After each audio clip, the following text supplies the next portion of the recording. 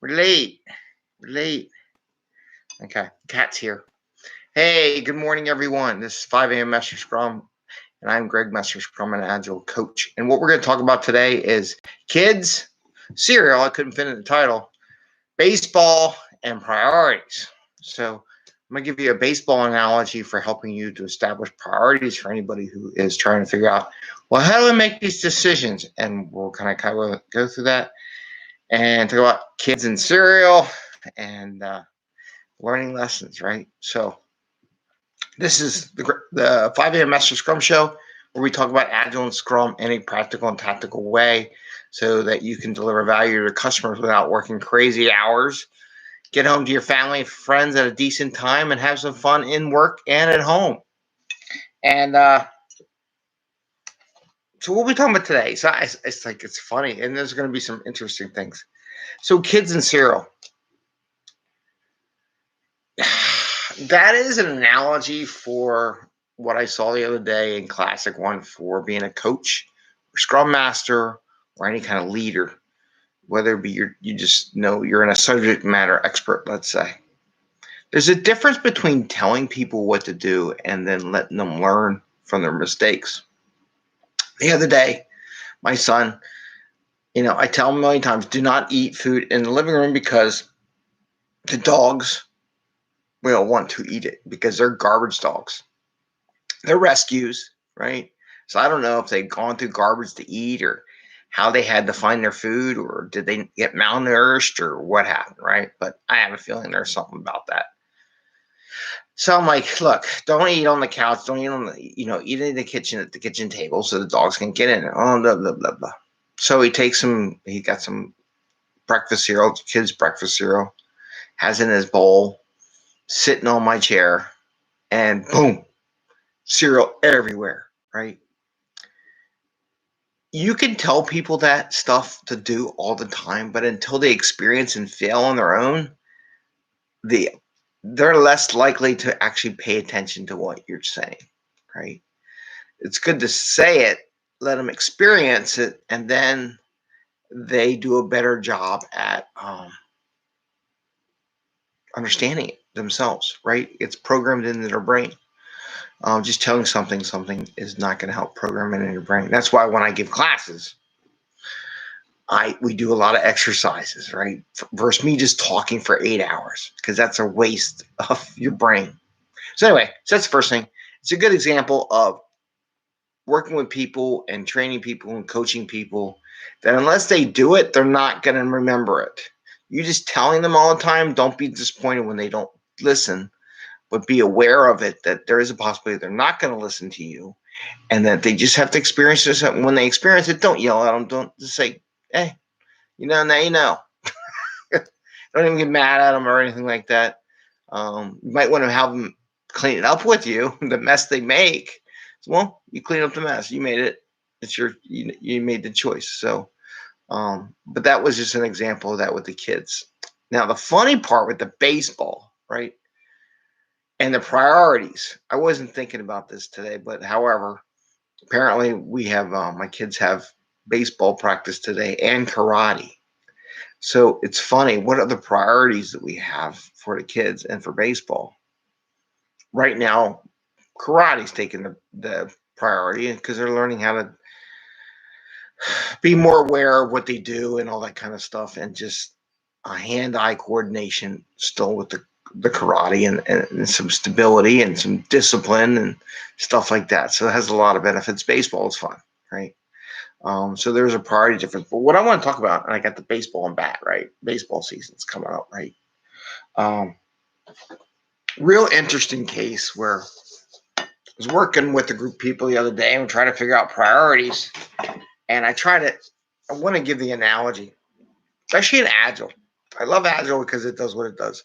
Waterfall, I love waterfall too. To be honest with you, I can do it. I just do it the right way, not the way everybody else does it.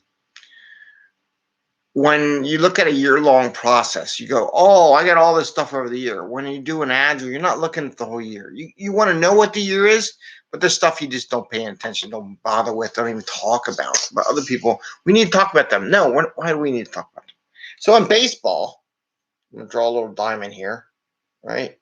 And then so there's the three bases. There's on base, right? On base. I can't write. On base, right? You got at bat. Oops, I can't spell this morning. At bat. And you got the batter's box, right? And then you have like the lineup. Then you have the lineup. Okay. Now, when you prioritize stuff, like let's say you have 1, 2, 3, 4, 5, 6, blah, blah, blah, blah. And they got these items that you want to do, right? And this is where OKRs are pretty cool too, because it ties into OKRs. This is the perfect analogy for OKRs. It's a great one. And it's a great one for priorities. If anybody wants to know how to do this. So yes, people. So, okay, if I have a person here on first base, woo, and I got a person here on second base, woo, and a person here on third base, right? And I got a person here at bat, right? What is actually in process, right? These guys are in process. This one's not is in next in line. So the first three things should be your top priority. And they're on base, right? So the first three things. The next one or two, the next one's at bat. So one of these first three, because he can't get on base. This is great. This person can't, or he or she cannot get on base until one of these people get off the base. Oh my God, this is so cool. So the baseball player can't get in process, and this is a good whip. This is your whip. Oh my God, I never thought of this until we just did it now. But this is your whip. I should do this. I should sell this. This is your whip, and this person can't get on base until one of these people move. The same thing with this priority. Here's your first three priorities you're going to work as a group. Could be your OKRs for the quarter, right? This is the first quarter. Until one of these first ones get done, the next person can't get on base. Got that? And then the next set, maybe, okay, so that one's at bat, right? This one's at bat. This one's in the batter's box.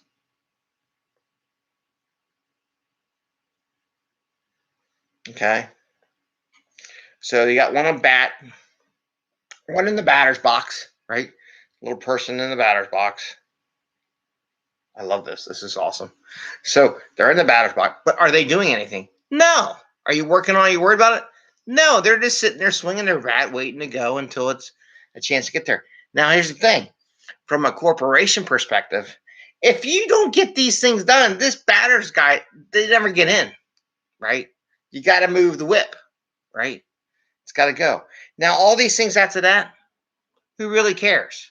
I mean, come on. If you're watching a baseball game, they talk about the first three up at bat because there's 3 outs, right? 3 outs in baseball. If you don't get past the 3 outs, the rest of the lineup doesn't matter. But they always do. How are they going to do three opportunities to get on base, right? So these are your best opportunities. Oh God, baseball's such a good priority thing. We should use this all the time in Scrum and in OKRs and Agile and Kanban. I gotta write this up. So anyway, so it has so many things I can't do in 15 minutes. So many plays. But you don't worry about the rest of it because I was in the meeting and we're looking at this big long list, right? And I said, they're listing them up. I said, but anything below the batter's box, what do you really care about?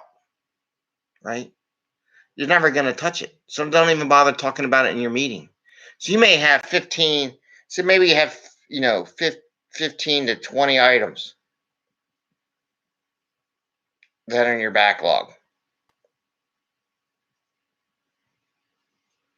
But really, once you get the first 3, 4th, and 5th one, once you get past the 5th one, until something moves, it doesn't make any sense to even talk about it. And you got plenty of time to talk about them because it's going to take time for the other ones to get worked. You think about it, right? So think of it as baseball. Do this. Can I do it? Think of it like a baseball game. right? And let me see. So if you ever want the analogy and had to explain something, how to do priorities, tell them think about like baseball. If they like baseball. So this is your first priority, right? Do I have another color? I have a red. Where's my black one?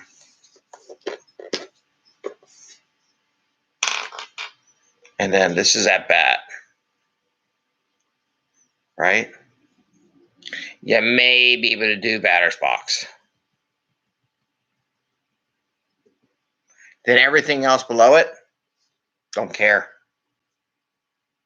right? Don't care about anything below it. These are the ones you worry about. Those are the ones you prioritize. So that's how you prioritize work. And that's how you think about what are you going to work on a priority and what conversations you're going to have during your meetings. You may list 20 some odd things up there on the wall that are goals for the year, but you're only going to talk about the first 5. The 3 that are on base, that are supposed to be in work, the one that's at bat, that trying to get on base right now, but I got to get one of the other 3 out of my way before I spend more money on more stuff. I got to get this done before I spend money. And I'm definitely not spending money on the batter's back. Just knows what do we have to get ready for that when they get worked on. And then the last 15, I'm not going to talk about them until I move some of these 5 up. Does that make sense? I think this is a great analogy. This is pretty cool. Anyway, that's what my idea. I could write a whole book on that one. So maybe I should. I don't know. So maybe I will. I hope you have a great day. This is a Thursday. And again, this was our 565th episode. Trying to change it up a little bit, trying to talk about what we're going to talk about at the beginning of the show, just to let you know what we are going to talk about throughout the 15 minutes. And, our show's within 15 minutes within the time box, just to prove that you can get a lot done in a daily scrum. You don't need more than 15 minutes to do that. So with that, go play some baseball. And then go have some fun with the kids, right? I have to figure out how I'm going to tell them the priority is karate and not baseball. So I think we already told them, but we'll see. Enjoy, have fun, and happy scrumming. Take care. Bye. See ya.